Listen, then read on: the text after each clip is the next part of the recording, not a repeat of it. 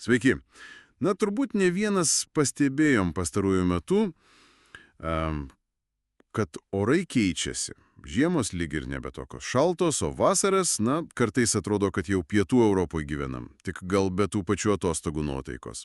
Tikrai, tas jausmas pažįstamas. Tai šiandien kaip tik ir norėtumėm pasigilinti. Ką mums sako, na, mokslininkų prognozės, miestų tyrimai, migracijos analizės, ką visą tai galėtų reikšti mūsų kasdienybėje čia, Lietuvoje, na ir Europoje, sakykime, iki 2050-ųjų.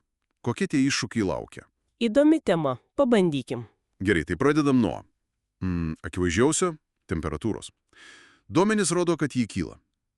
Ir gana aiškiai. Taip, tendencijos tikrai ryškios. Yra minimi tie scenarijai, pavyzdžiui, ir CP 8.5, čia tas, žinai, pesimistiškesnis, jei emisijos nemažės. Tai pagal jį vidutinė žiemos temperatūra Lietuvoje, įsivaizduokit, iki amžiaus pabaigos gali tapti teigiama. Minusą pamiršim. Na, gal ne visai pamiršim, bet jis bus retesnis svečias. O vasaras? Taip, jos karšties. Vidutinė Liepos-rugpjūčio temperatūra gali perkopti 20 laipsnių. Ir kas ypač, man atrodo, keis kasdienybę tos karščio bangos. Prognozuoja, kad dienų, kai 3 dienas ar ilgiau laikysis virš 30 laipsnių, jų skaičius gali išaukti, na, iki 3 kartų. O taip pat tropinės naktis. Kai nakti temperatūra nenukrenta žemiau 20, jų gali būti net pagal kai kurias prognozes 7-13 kartų daugiau. Tai čia jau tikrai pasijus. Wow, tai kaip čia mes gyvensim? Na, įdomiausia, kaip keisis mūsų įpročiai ir, aišku, išlaidos. Žiemą logiška mažiau reikės šildymo, bet vasarą. Kondicionieriai dirbs be perstojo. Taip, vėsinimo poreikis tikrai augs. O tai reiškia, žinai, ir didesnės elektros sąskaitas vasarą. Gal ne darbo laikas keisis, gal teks pradėti anksčiau, o per patį vidurdienio karštį daryti pertrauką. Kažkokia lietuviška siesta. Galima ir taip pajuokauti, jo, tik be vyno galbūt. Bet jei rimtai, tai ir didesnė rizika sveikatai. Ypač pažeidžiamiems žmonėms, vyresniems, sergantiems lėtinėm ligom. Supratau, karštis aišku, bet klimato kaita – tai ne tik temperatūra. Kas su lietum? Šaltiniai sako, kad ir čia bus pokyčių. Daugiau lis ar mažiau? Čia, žinai, situacija tokia dvejopa. Bendras metinis kritulių kiekis panašu didės, ypač šaltuoju metu. Tai žiemą daugiau šlapdribos, mažiau sniego. Labai tikėtina, bet vasarą, va čia įdomiau, pagal kai kuriuos scenarijus kritulių gali net sumažėti, bet svarbiausia ne bendras kiekis, o kaip tie krituliai iškris. Ką turiu omeny? Prognozuojama, kad smarkiai daugės liūčių. Tų dienų, kai per parą iškrenta, 20 mm ar daugiau, jų skaičius gali šoktelėti priklausomai nuo regiono nuo 28 iki net 75%. Ypač pajūryje Klaipėdui. Oho, tai turėsim periodus, kai skęsim, o paskui kai sausra? Iš esmės taip. Reikės išmokti gyventi ir su vandens perteklium, ir su jo stoka vienu metu. Miestams čia ypatingas iššūkis. Būtent, tos liūtys miestuose. Ką jos reiškia? Jau ir dabar kartais matom užlietas gatves? Tiksliai, miestuose problema dviguba. Pirma, tas karščio salos efektas. Dėl asfalto, betono, tankaus užstatymo mieste ir taip karščiau nei užmiestyje.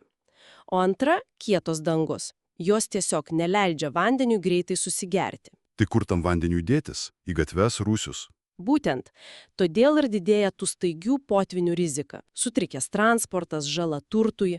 Nors pavasarinių potvinių, tų nuo sniego tirpsmo, gal ir mažės dėl šiltesnių žiemų.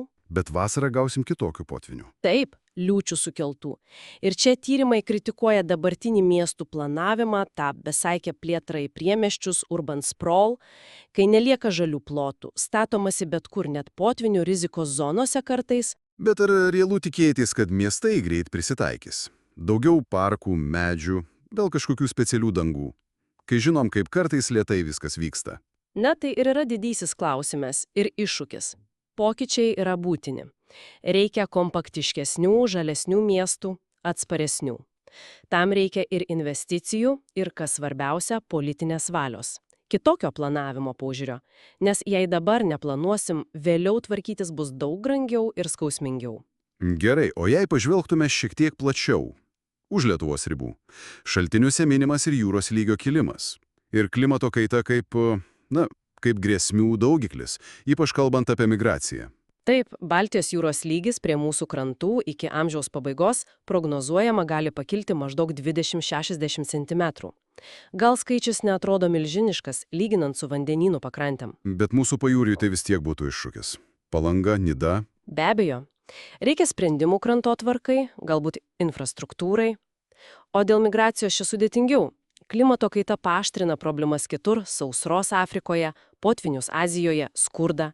Tai gali paskatinti žmonės ieškoti saugesnių vietų. Bet ar mes tam pasiruošę? Teisiškai, socialiai. Kol kas to vadinamo klimato pabėgėlio statuso nėra nei Europos Sąjungoje, nei Lietuvoje.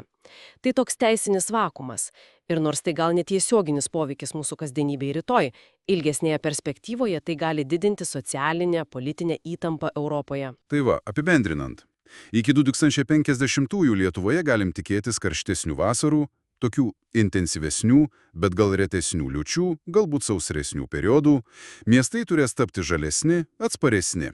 Ir energijos vartojimas, jis pasislinks nuo šildymo prie vėsinimo. Svarbu pabrėžti, čia yra projekcijos, tendencijos, ne kažkokia 100% pranašystė. Kiek stipriai visą tai pasireikš, priklausus nuo daugybės dalykų, įskaitant ir tai, kaip mums visiems pasaulyje seksis mažinti tas emisijas, bet kryptis dėja gana aiški ir ruoštis reikia jau dabar. Ir pabaigai toks klausimas pamąstymui. Jei reiktų išskirti vieną dalyką mūsų dabartiniai kasdienybei, kuris dėl šitų pokyčių Lietuvoje iki 2050-ųjų galėtų pasikeisti labiausiai radikaliausiai, kas tai būtų? Kaip manai? Gal tai, kaip mes leidžiam vasaras?